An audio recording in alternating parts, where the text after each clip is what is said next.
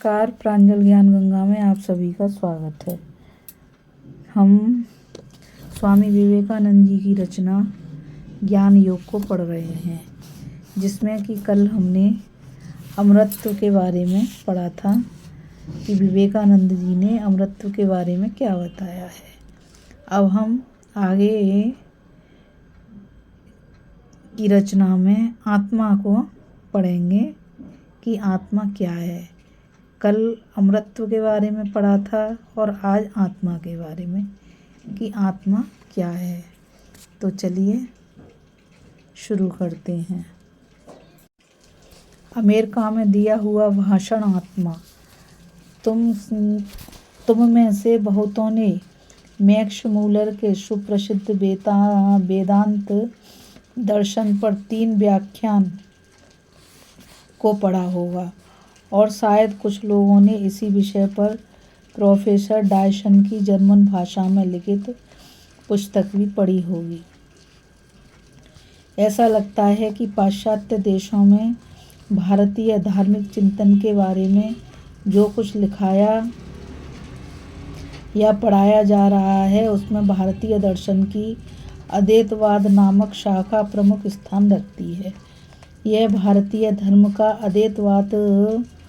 अद्वैतवाद वाला पक्ष है और कभी कभी ऐसा भी सोचा जाता है कि वेदों की सारी शिक्षाएं इस दर्शन में सन्निहित हैं।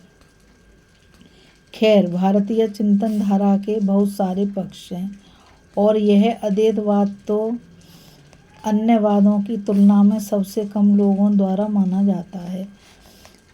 अत्यंत प्राचीन काल से ही भारत में अनेकानेक चिंतन धाराओं की परंपरा रही है और चूंकि शाखा विशेष के अनुयायियों द्वारा अंगीकार किए जाने वाले मतों को निर्धारित करने वाला कोई सुसंगठित या स्वीकृत धर्म संघ अथवा कतिपय व्यक्तियों के समूह वहाँ कभी नहीं रहे, इसलिए लोगों को सदा से ही अपने मन के अनुरूप धर्म चुनने, अपने दर्शन को चलाने तथा अपने संप्रदायों को स्थापित करने की स्वतंत्रता रही।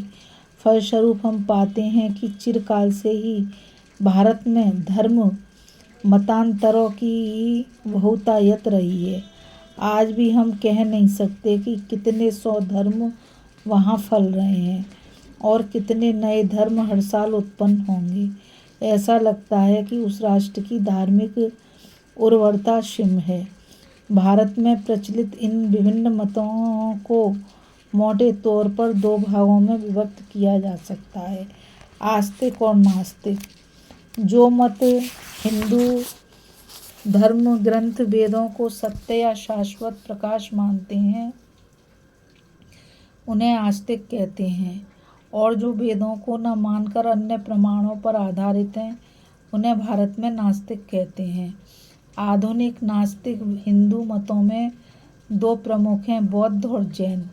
आस्तिक मतावलंबी कोई कहते हैं कि शास्त्र हमारी बुद्धि से अधिक प्रामाणिक है, और जबकि दूसरे मानते हैं कि शास्त्रों के केवल बुद्धि सम्मत अंश को ही स्वीकार करना चाहिए, शेष को छोड़ देना चाहिए।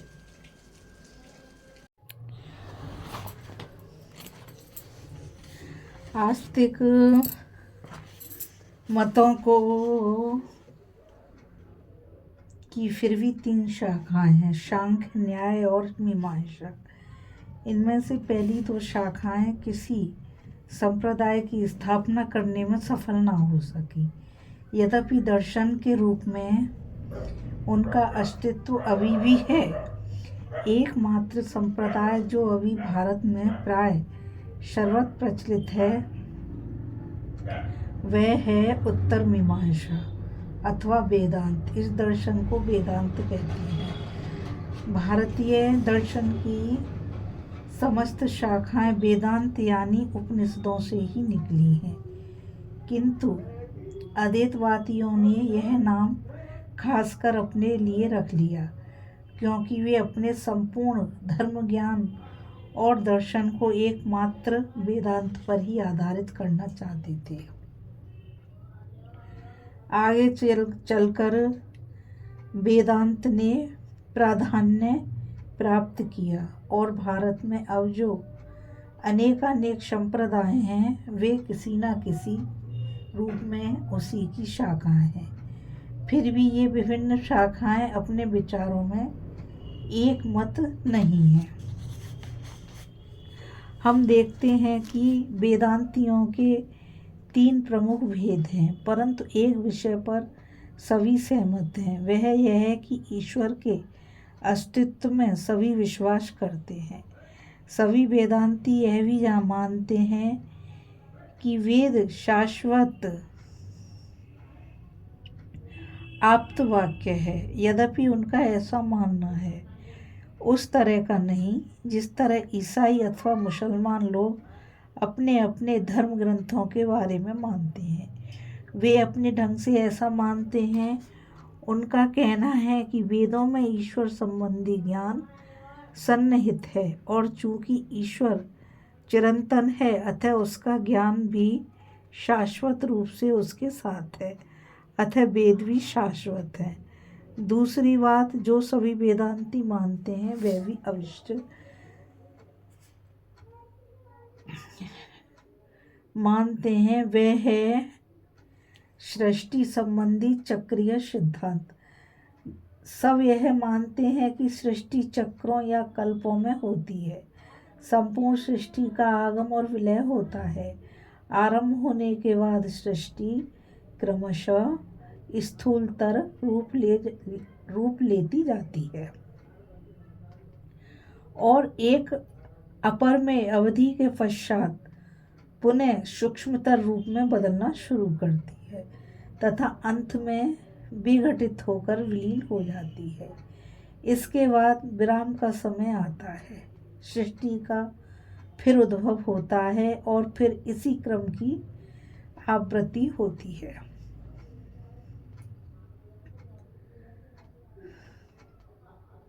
जो लोग 2 तत्वों को स्वतः प्रमाणित मानते हैं, एक को आकाश कहते हैं जो वैज्ञानिकों के ईथर से मिलता जुलता है, और दूसरे को प्राण कहते हैं जो एक प्रकार की शक्ति है। प्राण के विषय में इनका कहना है कि इसके कंपन से विश्व की उत्पत्ति होती है। जब सृष्टि चक्र का विराम होता है तो व्यक्त प्रकृति क्रमशः सूक्ष्मतर होते होते आकाश तत्व के रूप में विघटित हो जाती है, जिसे हम न देख सकते हैं और न अनुभव भी कर सकते हैं, किंतु इसी से पुनः समस्त वस्तुएं उत्पन्न होती हैं। प्रकृति में हम जितनी शक्तियां देखते हैं, जैसे गुरुत्वाकर्षण, आकर्षण, विकर्षण अथवा विचार, भावना एवं स्नायुविक गति, सभी अंत तो गत्वा विघटित होकर प्राण में परिवर्तित हो जाती हैं और प्राण का स्पंदन रुक जाता है। इस स्थिति में वह तब तक रहता है जब तक सृष्टि का कार्य पुनः प्रारंभ नहीं हो जाता। इसके आरंभ होते ही प्राण में पुनः कंपन होने लगता है। इस कंपन का प्रभाव आकाश पर पड़ता है और तब सभी रूप और आकार एक निश्चित रूप में बाहर प्रक्षिप्त होते हैं। सबसे पहले जिस दर्शन की चर्चा मैं तुमसे करूँगा वह द्वैतवाद के नाम से प्रसिद्ध है। द्वैतवादी मानते हैं कि विश्व का त्वष्टा और शासक ईश्वर शाश्वत रूप से प्रकृति एवं जीवात्मा से पृथक है। ईश्वर नित्य है, प्रकृति नित्य है तथा सभी आत्माएं भी नित्य हैं। प्रकृति तथा आत्माओं की अभिव्यक्ति होती है एवं उनमें परिवर्तन होते हैं, परंतु ईश्वर ज्यों का त्यों रहता है। द्वैतवादियों के अनुसार कुछ भाग को लेकर अगर हम उसकी व्याख्या कर सकें और समझ सकें तो यही व्याख्या समय की समूची अनंत श्रृंखला के लिए भी सत्य होगी। यदि यह सत्य हो कि प्रकृति सर्वत्र एक रूप है, तो काल ही संपूर्ण श्रृंखला पर यही व्याख्या लागू होगी। अगर यह सत्य है कि इस छोटी सी अवधि में हम अपने भविष्य का निर्माण करते हैं, और अगर यह सत्य है कि हर कार्य के लिए कारण अपेक्षित है, तो यह भी सत्य है कि हमारा वर्तमान हमारे संपूर्ण अतीत का परिणाम है। इसलिए यह सिद्ध होता है कि मनुष्य के भाग्य के निर्माण के लिए मनुष्य के सिवा और किसी की जरूरत नहीं है। यहाँ जो कुछ भी अशुभ दिखता है, उसके कारण तो हम ही हैं। हम लोग ही सारे पापों की जड़ हैं, और जिस तरह हम देखते हैं कि पापों का परिणाम दुखप्रद होता है, उसी तरह यह भी अनुमान किया जा सकता है कि आज जितने कष्ट देखने को मिलते हैं, उन सब के मूल में वे पाप हैं जिन्हें मनुष्य ने अतीत में किया है। इसलिए इस सिद्धांत के अनुसार मनुष्य ही उत्तरदायी है। ईश्वर पर दोष नहीं लगाया जा सकता, वह तो चिरंतन परम दयालु पिता है, दोषी नहीं माना जा सकता। हम जो बोते हैं वही काटते हैं।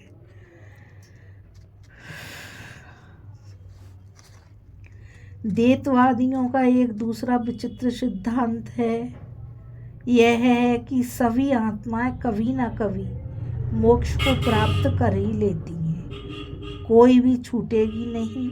नाना प्रकार के उत्थान पतन तथा सुख दुख के भोग के उपरांत अंत में ये सभी आत्माएं मुक्त हो जाएंगी। आखिर मुक्त किसे कहते हैं? सभी हिंदू संप्रदायों का मत है कि इस संसार से मुक्त हो जाना है। ना तो यह संसार जिसे हम देखते हैं तथा अनुभव करते हैं, और ना वह जो काल्पनिक है अच्छा और वास्तविक हो सकता, क्योंकि दोनों ही शुभ और अशुभ से परे हैं। देववादियों के अनुसार इस संसार से परे एक ऐसा स्थान है जहाँ केवल सुख और केवल सुख ही है।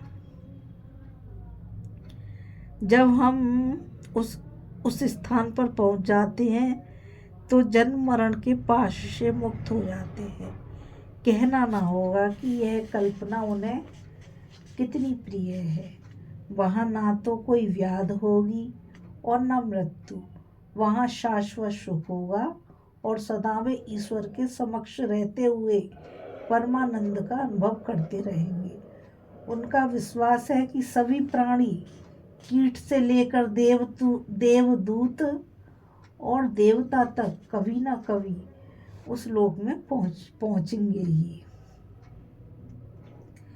जहाँ दुख का लेश भी नहीं होगा, किंतु अपने इस जगत का कभी अंत नहीं होगा।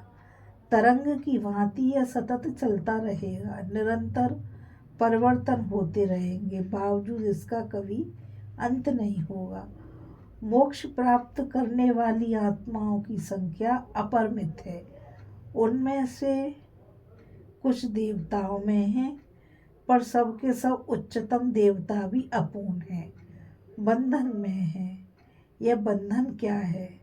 जन्म और मरण की अपरिहार्यता। उत्तम देवों को भी मरना पड़ता है। देवता क्या है? वे विशिष्ट अवस्थाओं या पदों के प्रतीक है। उदाहरण स्वरूप इंद्र जो देवताओं के राजा है, वह एक पद विशेष के प्रतीक है। कोई अत्यंत उच्च आत्मा इस कल्प में उस पद पर विराजमान है, और इस कल्प के बाद वह पुनः मनुष्य के रूप में पृथ्वी पर अवतरित होगी। इस कल्प में जो दूसरी उच्चतम आत्मा है, वह उस पद पर जाकर आसीन होगी। ठीक यही बात अन्य सभी देवताओं के बारे में भी है। वे विशिष्ट पदों के प्रतीक हैं, जिन पर एक के बाद एक करोड़ों आत्माओं ने काम किया है और वहाँ से उतर मनुष्य का जन्म लिया है। जो मनुष्य फल की आकांक्षा से इस लोक में परोपकार तथा अच्छे काम करते हैं और स्वर्ग अथवा यश प्राप्ति की आशा करते हैं, वे मरने पर देवता बनकर अपने किए हुए फल भोगते हैं, किंतु यह मोक्ष नहीं है। मोक्ष फल की आशा रखने से नहीं मिलता। मनुष्य जिस किसी भी चीज की आकांक्षा करता है, ईश्वर वह देता है। आदमी शक्ति चाहता है, पद चाहता है, देवताओं की भांति सुख चाहता है। उनकी इच्छाएं तो पूरी हो जाती हैं, पर उसके कर्म का कोई शाश्वत फल नहीं होता। एक निश्चित अवधि के बाद उसके पुण्य का प्रभाव समाप्त हो जाता है, चाहे वह अवधि कितनी भी लंबी क्यों ना हो।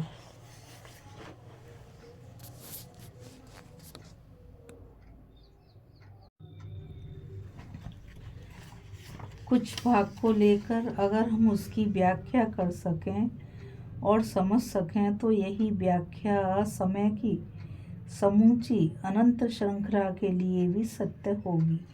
यदि यह सत्य हो कि प्रकृति सर्वत्र एक रूप है, तो काल की संपूर्ण श्रृंखला पर यही व्याख्या लागू होगी। अगर यह सत्य है कि इस छोटी सी अवधि में हम अपने भविष्य का निर्माण करते हैं, और अगर यह सत्य है कि हर कार्य के लिए कारण अपेक्षित है, तो यह भी सत्य है कि हमारा वर्तमान हमारे संपूर्ण अतीत का परिणाम है। इसलिए यह सिद्ध होता है कि मनुष्य के भाग्य के निर्माण के लिए मनुष्य के सिवा और किसी की भी जरूरत नहीं। यहाँ जो कुछ भी अशुभ दिखता है, उसके कारण तो हम ही हैं। हम लोग ही सारे पापों की जड़ हैं। और जिस तरह हम देखते हैं कि पापों का परिणाम दुखप्रद होता है, उसी तरह यह भी अनुमान किया जा सकता है कि आज जितने कष्ट देखने को मिलते हैं, उन सब के मूल में वे पाप हैं जिन्हें मनुष्य ने अतीत में किया है। इसलिए इस सिद्धांत के अनुसार मनुष्य ही उत्तरदायी है। ईश्वर पर दोष नहीं लगाया जा सकता। वह जो चिरंतन परम दयालु पिता है, दोषी नहीं माना जा सकता। हम जो बोते हैं वही काटते हैं।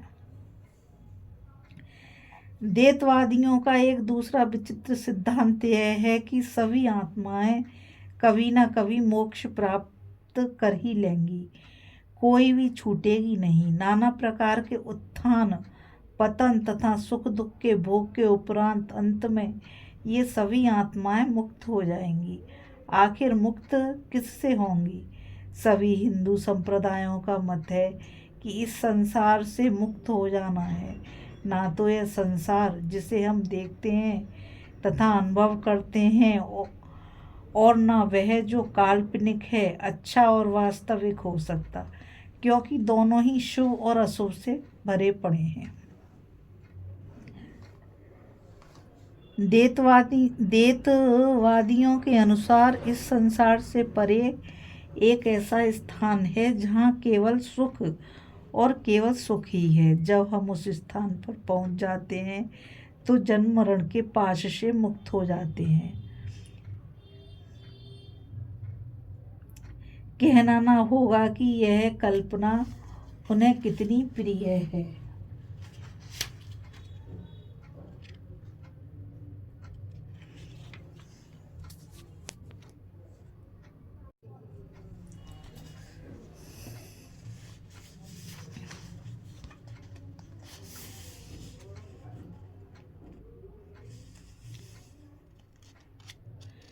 भारत में ये द्वैतवादी पक्के निरामिष एवं अहिंसावादी हैं, किंतु इनके ये विचार बौद्ध लोगों के विचारों से भिन्न है। अगर तुम किसी बौद्ध से पूछो आप क्यों अहिंसा का उपदेश देते हो, तो वह उत्तर देगा हमें किसी के प्राण लेने का अधिकार नहीं है। किंतु अगर तुम किसी द्वैतवादी से पूछो आप जीव हिंसा क्यों नहीं करते, तो वो कहेगा क्योंकि सभी जीव तो ईश्वर के हैं।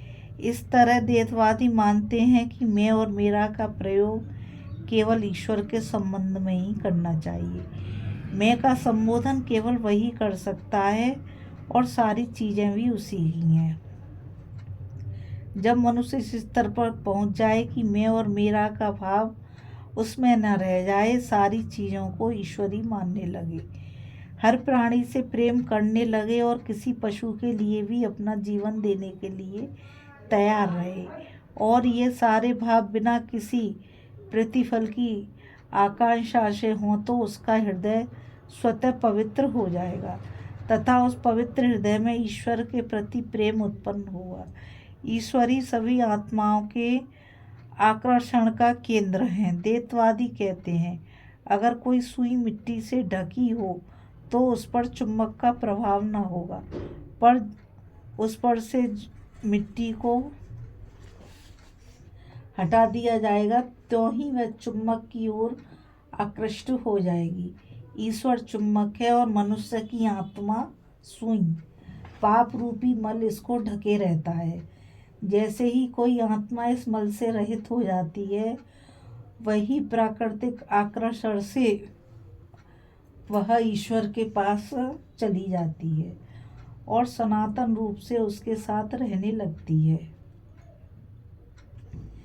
यद्यपि उसका ईश्वर से कोई तादात्म्य नहीं होता। पूर्ण आत्मा अपनी इच्छा के अनुरूप कोई भी रूप ग्रहण कर सकती है। अगर वह चाहे तो सैकड़ों शरीर धारण कर सकती है और चाहे तो एक भी नहीं। वह लगभग सर्वशक्तिमान हो जाती है। अनंतर केवल इतना रहता है कि वह सृष्टि नहीं कर सकती। सृष्टि करने की शक्ति केवल ईश्वर ही की है, चाहे कोई कितना भी पूर्ण क्यों न हो। वह विश्व नियंता नहीं हो सकता, यह काम केवल ईश्वर ही कर सकता है। किंतु जो आत्माएं पूर्ण हो जाती हैं वे सभी सदा आनंद से ईश्वर के साथ ही रहती हैं। द्वैतवादी लोगों की यही धारणा है। ये द्वैतवादी और भी मत का प्रचार करते हैं, प्रभु मुझे यह दो, मुझे वह दो। ईश्वर से इस तरह की प्रार्थना करने पर इन लोगों को आपत्ति है। ये समझते हैं कि ऐसा नहीं करना चाहिए।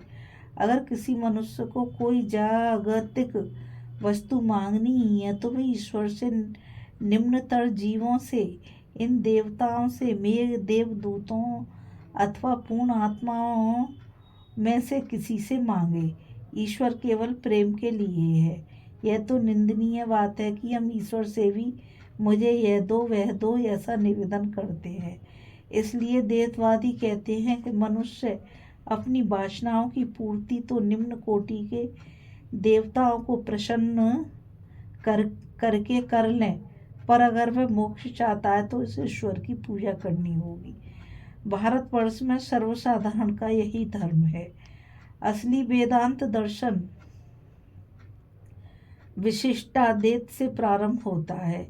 इस संप्रदाय का कहना है कि कार्य कभी कारण से भिन्न नहीं होता, कारण ही परिवर्तित रूप से कार्य बनकर आता है।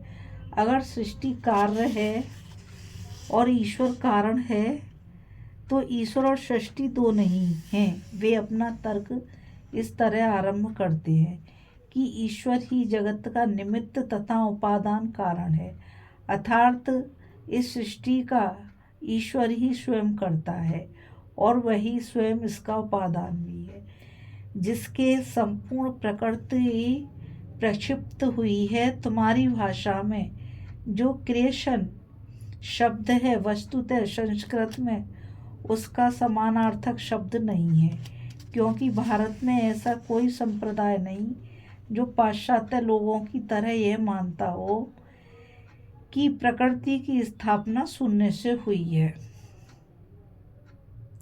हो सकता है कि आरंभ में कुछ लोग ऐसा मानते भी रहे हों, पर शीघ्र ही उन्हें निरंतर कर दिया गया होगा। मेरी जानकारी में आज कोई ऐसा संप्रदाय नहीं जो इस धारणा में विश्वास करता हो। सृष्टि से हम लोगों का तात्पर्य है किसी ऐसी वस्तु का प्रक्षेपण जो पहले से ही हो। इस संप्रदाय के अनुसार तो सारा विश्व स्वयं ईश्वर ही है। विश्व के लिए वही उपादान है।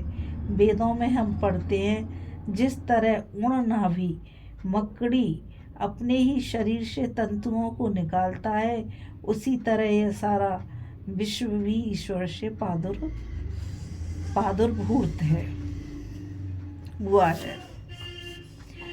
अब अगर कार्य कारण ही दूसरा रूप है तो प्रश्न उठता है कि ईश्वर जो चेतन और शाश्वत ज्ञान स्वरूप है, किस तरह इस भौतिक स्थूल और अचेतन जगत का कारण हो सकता है। अगर कारण परम शुद्ध और पूर्ण हो तो कार्य अन्यथा कैसे हो सकता है। ये विशिष्टता द्वैतवादी क्यों कहते हैं? उनका एक विचित्र सिद्धांत है। उनका कहना है कि ईश्वर, प्रकृति एवं आत्मा एक है। ईश्वर मानो जीव है और प्रकृति तथा आत्मा उसके शरीर है। जिस तरह मेरे एक शरीर है तथा एक आत्मा है, ठीक उसी तरह संपूर्ण विश्व या सारी आत्मा ईश्वर के स्वरूप है और ईश्वर सारी आत्माओं की आत्मा है। इस तरह ईश्वर विश्व का उपादान कारण है। शरीर परिवर्तित हो सकता है, तरुण या वृद्ध, सबल या दुर्बल हो सकता है, किंतु इसमें आत्मा पर कोई प्रभाव नहीं पड़ता। एक ही शाश्वत सत्ता शरीर के माध्यम से सदा अभिव्यक्त होती है। शरीर आता जाता रहता है पर आत्मा कभी परिवर्तित नहीं होती। ठीक इसी तरह समस्त जगत ईश्वर का शरीर है और इस दृष्टि से वह ईश्वर ही है। किंतु जगत में जो परिवर्तन होते हैं उनसे ईश्वर प्रभावित नहीं होता। जगत रूपी उपादान से वह सृष्टि करता है और हर कल्प के अंत में उसका शरीर सूक्ष्म होता है, वह संकुचित होता है। फिर वह परवर्ती कल्प के प्रारंभ में वह विस्तृत होने लगता है और उससे विभिन्न जगत निकलते हैं। फिर द्वैतवादी एवं विशिष्टाद्वैतवादी दोनों ये मानते हैं कि आत्मा स्वभावतः पवित्र है, किंतु अपने कर्मों से यह अपने को अपवित्र बना लेती है। विशिष्टाद्वैतवादी इसको द्वैतवादियों की अपेक्षा अधिक सुंदर ढंग से कहते हैं। उनका कहना है कि आत्मा की पवित्रता एवं पूर्णता कभी ही संकुचित हो जाती है, पर फिर ज्यों की त्यों हो जाती है और हमारा प्रयास है कि उसकी अवस्था को बदलकर पुनः उसकी पूर्णता, पवित्रता एवं शक्ति की स्वाभाविक स्थिति में ले आए। आत्मा के अनेक गुण हैं, पर उसमें सर्वशक्तिमत्ता या सर्वज्ञता नहीं है। हर पाप कर्म उसकी प्रकृति को संकुचित कर देता है और पुण्य कर्म विस्तीर्ण, जिस तरह किसी प्रज्वलित अग्नि से उसी जैसे करोड़ों स्फुलिंग निकलते हैं, उसी तरह इस अपर में ईश्वर से सभी आत्मा निकलती है। उसका सबका उद्देश्य यही है। विशिष्टाद्वैतवादियों का ईश्वर भी साकार है, अनेक अशेष गुणों का आकार है। यह विश्व की हर चीज में व्याप्त है। वह विश्व की हर वस्तु में, हर जगह अंत प्रविष्ट है। जब शास्त्र कहते हैं कि ईश्वर सब कुछ है, तो उनका तात्पर्य यही रहता है कि ईश्वर सब में व्याप्त है। उदाहरणतः ईश्वर दीवाल नहीं हो सकता, बल्कि वह दीवाल से व्याप्त है। विश्व में ऐसा कोई कण नहीं, ऐसा अणु नहीं जिसमें वह ना हो। आत्मा सीमित है, वे सर्वव्यापी नहीं है। जब उनकी शक्तियों का विस्तार होता है और वे पूर्ण हो जाती हैं तो जरा मरण के चक्र से मुक्ति पा जाती हैं और सदा के लिए ईश्वर में वास करती हैं। जब हम अद्वैतवाद पर आते हैं, मेरे विचार में अब तक विश्व के किसी भी देश में दर्शन एवं धर्म के क्षेत्र में जो प्रकृति हुई है, उसका चरमतम विकास एवं सुंदरतम पुष्प अद्वैतवाद में है। यहाँ मानव विचार अपनी अभिव्यक्ति की पराकाष्ठा प्राप्त कर लेता है और अभेद प्रतीत होने वाले रहस्य के भी पार चला जाता है। यह है वेदांत का अद्वैतवाद। अपनी दुरूहता और अतिशय उत्कृष्टता के कारण यह जन समुदाय का धर्म नहीं बन पाया। पिछले 3000 वर्षों से जहाँ इसका छत्र शासन रहा है, जो इसका जन्म स्थान है, उस भारत में भी यह सर्वसाधारण तक पहुँचने में असमर्थ ही रहा। आगे चलकर हम देखेंगे कि संसार के श्रेष्ठ विचारशील व्यक्तियों को भी इसको समझने में कठिनाई होती है। हमने अपने आप को इतना दुर्बल बना लिया है, इतना नीचे गिरा लिया है। हम बातें चाहें जितनी बड़ी बड़ी करें, पर सत्य तो यह है कि स्वभावतः हम किसी दूसरे का सहारा चाहते हैं। हमारी दशा उन छोटे और कमजोर पौधों की है जो किसी सहारे के बिना रह नहीं सकते। कितनी बार लोगों ने मुझसे एक सुखकर धर्म की मांग की है। कुछ ही लोग हैं जो सत्य की जिज्ञासा करते हैं, उससे भी कम सत्य को जानने का साहस करते हैं, और सबसे कम सत्य को जानकर हर प्रकार से उसको कार्य रूप में परिणित करते हैं। यह उनका दोष नहीं बल्कि उनके मस्तिष्क का दोष है। हर नया विचार, खासकर उच्च कोटि का, लोगों को अस्त व्यस्त कर देता है। उनके मस्तिष्क में नया मार्ग बनाने लगता है और उनके संतुलन को नष्ट कर देता है। साधारणतः लोग अपने इर्द गिर्द के वातावरण में रमे रहते हैं और इससे ऊपर उठने के लिए उन्हें प्राचीन अंधविश्वासों, वंशानुगत अंधविश्वासों, वर्ग, नगर, देश के अंधविश्वासों तथा इन सब की पृष्ठभूमि में स्थित मानव प्रकृति में सन्निहित अंधविश्वासों की विशाल राशि पर विजय प्राप्त करनी होती है। फिर भी कुछ तो ऐसे वीर लोग संसार में हैं ही जो सत्य को जानने का साहस करते हैं, जो उसे धारण करने तथा अंत तक उसका पालन करने का साहस करते हैं। अद्वैतवादी लोगों का कहना है, उनका कहना है कि अगर ईश्वर है तो वह सृष्टि का निमित्त तथा उपादान कारण है, दोनों हैं, पर केवल त्वष्टा नहीं अपितु सृष्टि भी है। वह स्वयं ही विश्व है, पर वह कैसे संभव है? शुद्ध चित्त स्वरूप ईश्वर विश्व में कैसे परिणित हुआ है? हाँ, ऐसा ही प्रतीत होता है जैसे अज्ञानी लोग विश्व कहते हैं, वस्तुतः उसका अस्तित्व है ही नहीं। तब तुम और मैं और ये सारी चीजें जिन्हें हम देखते हैं क्या है? मात्र आत्मसम्मोहन। सत्ता केवल एक है और वह अनादि अनंत और शाश्वत शिव स्वरूप है। उस सत्ता में ही हम ये सारे सपने देखते हैं। एक आत्मा ही है जो इन सारी चीज़ों से परे है, जो अपरमेय है, जो ज्ञात से तथा ज्ञेय से परे है। हम उसी में तथा उसी के माध्यम से विश्व को देखते हैं। एकमात्र सत्य वही है, वही यह मेज है, वही दर्शक है, वही दीवार है, वही सब कुछ है, पर नाम और रूप से रहित। मेज में से नाम और रूप हटा दो, जो बचेगा वही वह सत्ता है।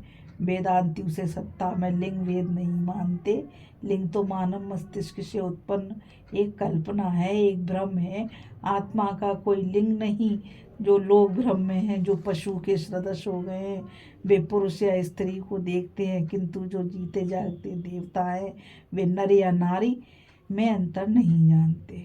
जो सारी चीज़ों से ऊपर उठ चुके हैं, उनके लिए नर नारी में भेद की भावना कैसे रह सकती है? हर व्यक्ति, हर वस्तु शुद्ध आत्मा है, जो पवित्र है, लिंगहीन है तथा शाश्वत शिव है। नाम, रूप और शरीर ही जो भौतिक हैं, सारी भिन्नताओं के मूल हैं। अगर तुम नाम और रूप के अंतर को हटा दो तो सारा विश्व एक ही है। दो की सत्ता नहीं बल्कि सर्वत्र एक ही है। तुम और मैं एक हैं, ना तो प्रकृति है, ना ईश्वर, ना विश्व, बस एक ही अपर में सत्ता है, जिसके नाम और रूप के आधार पर ये तीनों बने हैं। ज्ञाता को कैसे जाना जा सकता है? वह नहीं जाना जा सकता। तुम अपने आप को कैसे देख सकते हो? तुम अपने को प्रतिबिंबित भर कर सकते हो। इस तरह यह सारा विश्व एक शाश्वत सत्ता आत्मा की प्रतिच्छाया मात्र है, और चूंकि प्रतिच्छाया अच्छे या बुरे प्रतिफलक पर पड़ती है, इसलिए तदनुरूप अच्छे या बुरे बिंब बनते हैं। अगर कोई व्यक्ति हत्यारा है तो उसमें प्रतिफलक बुरा है, ना कि आत्मा। दूसरी ओर अगर कोई साधु है तो उसमें प्रतिफलक शुद्ध है, आत्मा तो स्वरूपतः शुद्ध है। वही सत्ता है जो कीट से लेकर पूर्णतया विकसित प्राणी तक में प्रतिबिंबित है। इस तरह यह संपूर्ण विश्व एक एकत्व एक सत्ता है। भौतिक, मानसिक, नैतिक, आध्यात्मिक हर दृष्टि से इस एक सत्ता को ही हम विभिन्न रूपों में देखते हैं। अपने मन से अनेक बिंब इस पर अभ्यस्त करते हैं। जिस प्राणी ने अपने को मनुष्य तत्व तक सीमित रख लिया है, उसे ऐसा लगता है कि यह संसार मनुष्यों का है। किंतु जो चेतना के उच्चतर स्तर पर है, उसे यह संसार स्वर्ग सा दिखता है। वस्तुतः एक ही सत्ता या आत्मा अखिल ब्रह्मांड में व्याप्त है। उसका ना तो आना होता है, न जाना, ना यह पैदा होती है, ना मरती है, और ना पुनः अवतरित होती है। आखिर यह मर भी कैसे सकती है? यह जाए तो कहाँ जाए? संसार और स्वर्ग आदि सारे स्थानों की व्यर्थ कल्पना तो हमने कर रखी है। ना तो वे कभी रहे, ना अभी हैं, और ना भविष्य में कभी होंगे। मैं सर्वव्यापी हूँ, शाश्वत हूँ। मैं जहाँ ही कहाँ सकता हूँ, मैं कहाँ नहीं हूँ। मैं तो प्रकृति की पुस्तक को पढ़ रहा हूँ, पृष्ठ भर पृष्ठ उलटता जा रहा हूँ, और जीवन का एक एक स्वप्न समाप्त होता जा रहा है। एक पन्ना पढ़ता हूँ, एक स्वप्न समाप्त होता है, और इसी तरह यह क्रम जारी है। जब सारी पुस्तक पढ़ डालूंगा तो उसे लेकर एक किनारे रख दूंगा। यही मेरे खेल का अंत होगा। आखिर वेदांतियों के इन सारे कथनों का तात्पर्य क्या है? आत्मा का श्रेष्ठ तत्व।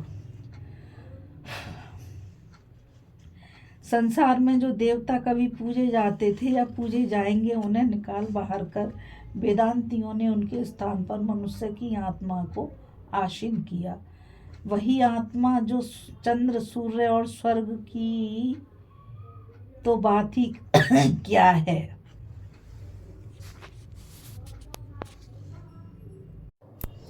आत्मा का श्रेष्ठ तत्व। संसार में जो देवता कभी पूजे जाते थे या पूजे जाएंगे, उन्हें निकाल बाहर कर वेदांतियों ने उनके स्थान पर मनुष्य की आत्मा को आसीन किया। वही आत्मा जो चंद्र, सूर्य और स्वर्ग की बात ही क्या, अखिल ब्रह्मांड से भी श्रेष्ठ है। संपूर्ण शास्त्र एवं विज्ञान मनुष्य के रूप में प्रकट होने वाली इस आत्मा की महिमा की कल्पना भी नहीं कर सकते। यह समस्त ईश्वरों में श्रेष्ठ एकमात्र वही ईश्वर है जिसकी सत्ता सदैव थी, सदैव है और सदैव रहेगी। इसलिए मैं किसी अन्य की नहीं बल्कि अपनी ही पूजा करूँगा। मैं अपनी आत्मा की पूजा करता हूँ, यही वेदांती कहता है। मैं किससे नमन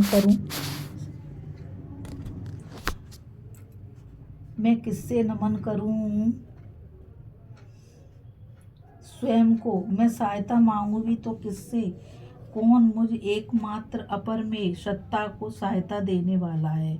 ये सब केवल भ्रम और स्वप्न है। कब किसने किसकी सहायता की है? कभी नहीं। अगर तुम देवत्ववाद में विश्वास करने वाले किसी कमजोर प्राणी को गिड़गिड़ाते और स्वर्ग से सहायता की भीख मांगते देखो, तो यही समझो कि वह व्यक्ति नहीं जानता कि स्वर्ग उसके भीतर ही है। यह ठीक है कि उसकी याचना सार्थक भी होती है, उसे सहायता मिलती है, पर यह सहायता स्वर्ग से नहीं अपितु उसके अंदर से ही आती है। एक उदाहरण लो। कोई रोगी है, उसे किवाड़ खटखटाने की आवाज़ सुनाई पड़ती है। वह जाकर किवाड़ खोलता है, पर उसे कोई नहीं दिखता। वह लौट कर आता है, फिर खटखटाहट होती है और वह जाकर दरवाज़ा खोलता है, पर फिर कोई नहीं दिखता। इस बार आकर सोता है कि पाता है कि वह खटखटाहट स्वयं उसके हृदय की धड़कन है। इसी तरह आदमी भ्रमवश अपने से बाहर विभिन्न देवताओं की तलाश में रहता है, पर जब उसके अज्ञान का चक्कर समाप्त होता है तो वह पुनः लौटकर अपनी आत्मा पर आ टिकता है। जिस ईश्वर की खोज में वह दर दर भटकता रहा, वन प्रांतर तथा मंदिर मस्जिद को छानता रहा, जिसे वह स्वर्ग में बैठकर संसार पर शासन करने वाला मानता रहा, वह कोई अन्य नहीं बल्कि उसकी अपनी ही आत्मा है। वह मैं है और मैं वह, मैं ही जो आत्मा हूँ, ब्रह्म हूँ। मेरे इस तुच्छ को मैं का कभी अस्तित्व नहीं रहा। तथापि किस प्रकार यह पूर्ण ब्रह्म भ्रमित हुआ है, ये वह भ्रमित नहीं हुआ। किस प्रकार पूर्ण ब्रह्म स्वप्न देख सकता है, उसने कभी स्वप्न नहीं देखा। सत्य कभी स्वप्न नहीं देखता।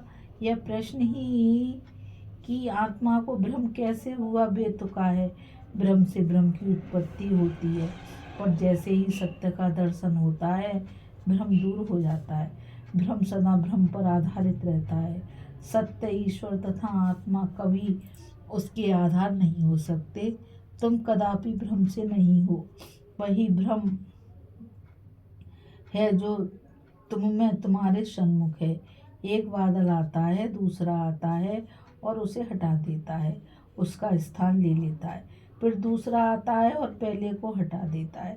जैसे अनंत नीले आकाश में रंगारंग बादल आते हैं, क्षणभर ठहरते हैं और अंतर्हित हो जाते हैं, पर आकाश ज्यों का त्यों शाश्वत नील रूप से विद्यमान रहता है। वैसे तुम भी शाश्वत पूर्णता और शुद्धता के साथ विद्यमान हो। यद्यपि भ्रम के बादल आते जाते रहते हैं, तुम ही वास्तविक विश्व देवता हो।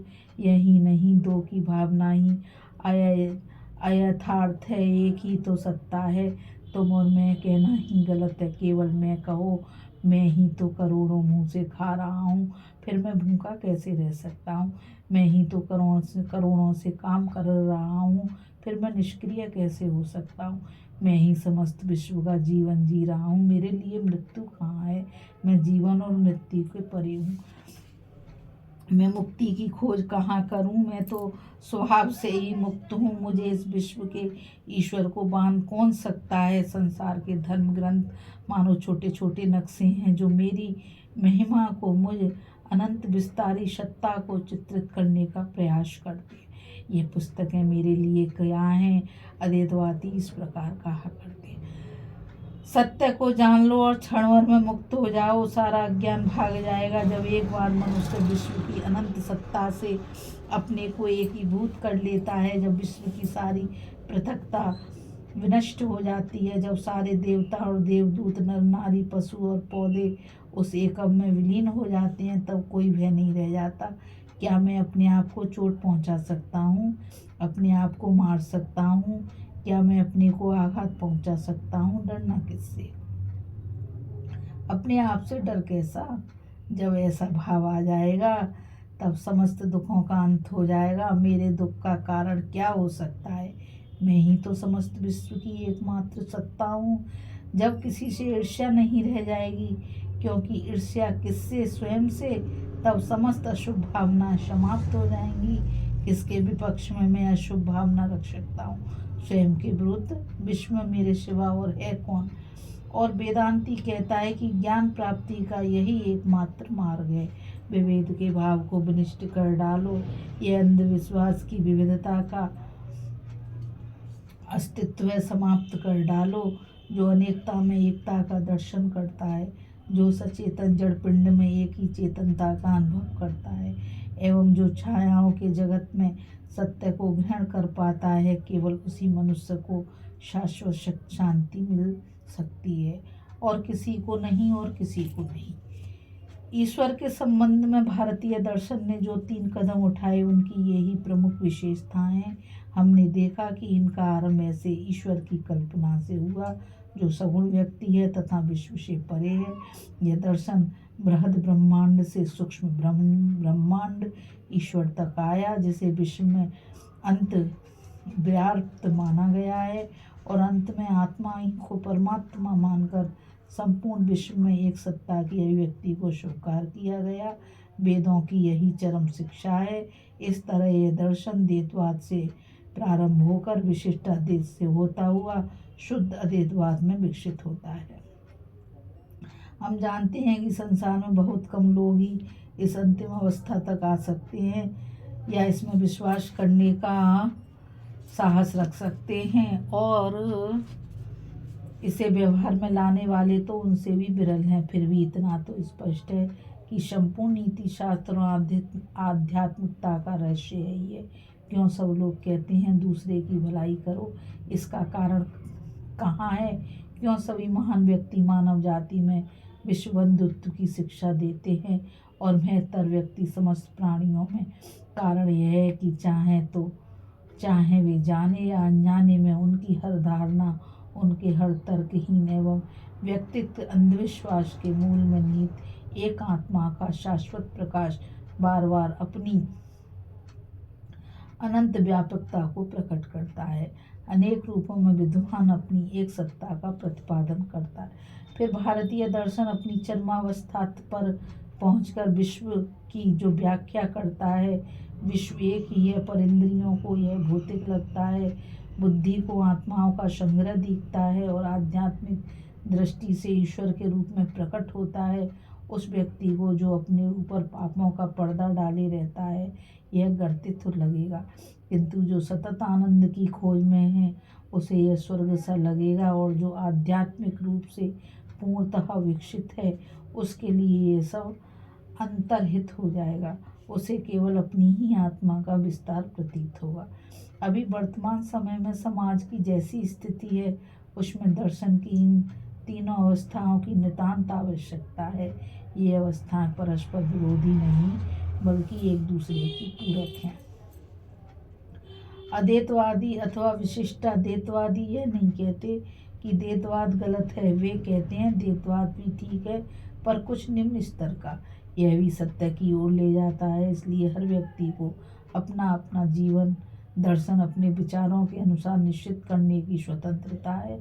तुम किसी को आघात मत पहुंचाओ, किसी की स्थिति को अस्वीकार मत करो, जिस स्थिति में वह है स्वीकार करो, और यदि तुम कर सकते हो तो अपने हाथों का सहारा दो और उसे एक उच्चतर स्तर पर ले जाओ, पर उसे हानि न पहुंचाओ और उसे विनिष्ट मत करो। अंत में तो सबको सत्य को ही पाना है। जब सारी वासनाओं का अंत हो जाएगा तब यह नश्वर मानव ही अमर बनेगा, तब यह मानव ही ईश्वर बन जाएगा।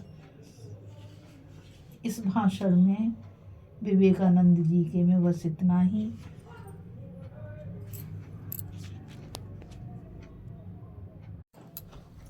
अभी हम स्वामी विवेकानंद जी की रचना ज्ञान योग में से आत्मा के प्रवचन को पढ़ रहे थे। अब हम आगे आत्मा और उसके बंधन तथा मुक्ति क्या है उसके बारे में पढ़ेंगे। अब मुझ गीता रावत को आज्ञा दीजिए, कल फिर मिलेंगे एक नए प्रवचन के साथ, विवेकानंद जी के प्रवचन के साथ। और मैं आप सभी से यही कहना चाहूँगी कि आप सभी इस चैनल को ज़्यादा से ज़्यादा लाइक शेयर और सब्सक्राइब कीजिए तथा कमेंट के द्वारा बताइए कि इसमें कोई त्रुटि हुई हो तो मैं उसको सुधारने की कोशिश करूँगी। कल फिर मिलेंगे। राधे राधे, जय श्री कृष्णा, नमस्कार।